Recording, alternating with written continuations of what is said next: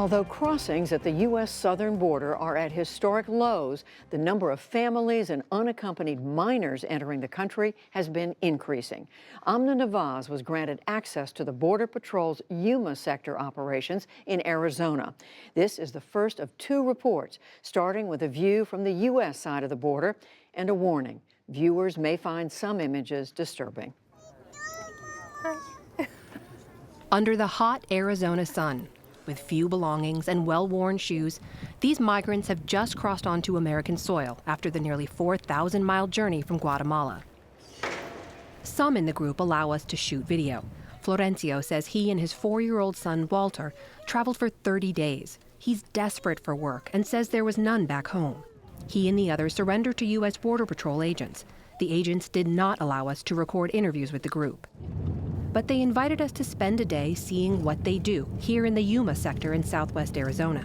The groups they're encountering in recent years have changed dramatically. A decade ago, 90% of immigrants caught crossing illegally were single adult men from Mexico. Today, nearly 90% are families and unaccompanied children from Central America. That change, they say, is stretching their resources like never before. At their headquarters, Border Patrol shows us where families are first detained. Inside the headquarters is what they call a processing center, where families are held for about 3 days. And we're not allowed to shoot any picture, but we can tell you what we saw. It's basically a giant cement room, and around the perimeter of the room are a number of holding cells that are broken up by population. So you have mothers and daughters, fathers and sons, but the single most crowded room was for unaccompanied males, just dozens and dozens of teenagers lying like sardines in this one cement room. What really strikes you about the room, though, is how many children there are, toddlers running around, infants in their mother's arms. The one thing border officials will tell you is everyone can agree, this is no place for families and children. We could record video in what they call their Costco, a room once filled with office supplies, now packed with diapers, formula, and family essentials. Unpacked here by some of the 90 National Guard troops sent to backfill staffing. This is what we call an enforcement zone. So this is triple layer fencing here. Yuma Sector Chief Anthony Pravasnik says he's asked for more agents. He already has funding from last year to update 25 miles of border fencing. This will all be replaced. Into what? It will be a 30-feet Ballard-style fence. His resources, he says, haven't changed since 2012, but the job has. Pravasnik estimates 35 to 40% of his current manpower goes to processing and caring for the families and children in custody. We just had a lady last week who delivered twins 2 months premature.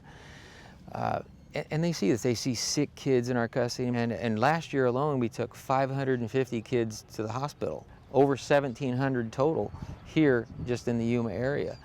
That's a huge strain on our resources because they're doing things that are not enforcement related.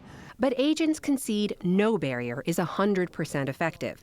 They point us towards these surveillance videos showing families climbing over sections of wall.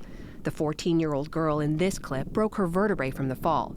Injuries, they say, are common and further stretch their resources. How far back does this date?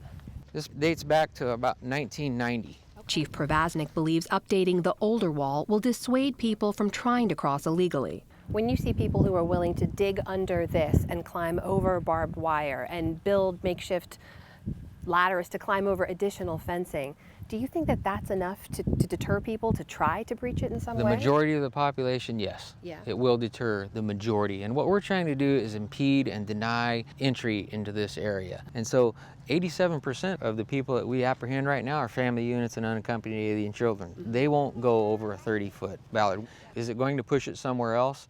Likely, yes. Later in the day, Border Patrol encountered a second group of Guatemalan migrants. This mother of 2 young children asked we don't show their faces. She's fleeing her abusive husband. She and the rest of this group of 12 waded across the Colorado River to get into the U.S. These are things that we have to interact with here on the ground. Deputy Chief Carl Landrum walked us through the brush to show us where they crossed. The fact that people are willing to make a crossing like this with little kids tells you what people are willing to do to come to the States. It definitely shows that people want to experience the American dream. And we would like for everybody that could be a part of that legally to be a part of it. But immigration attorney Laura Bellos of the Arizona-based Florence Project says resources should go to immigration courts, not physical barriers. If you look at the history of the border over the last 20 years, and increased walls within cities then push people out into deserts. So if there's walls in deserts, it's going to push people into canyons and rivers where people are likely to have even more dangerous crossings. Smuggling will be even more expensive. That then makes everyone along the border less safe. Chief Pravaznik says whatever the solution, the current situation is unsustainable.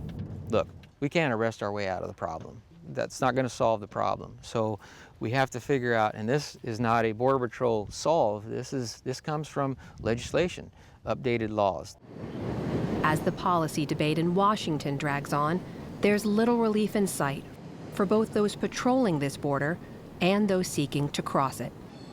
Officials say the vast majority of those crossing are families seeking stability or safety, though they also say background checks sometimes reveal someone with a criminal history. Judy, it is worth noting that criminal history often means an immigration violation, not necessarily a violent crime, but Border Patrol officials' bigger concern is who they're missing while they're busy caring for these families and children. So they say they want everyone to cross legally, and that will be the focus of our piece tomorrow evening. And we're very much looking forward to that. Thank you. Thanks, Judy.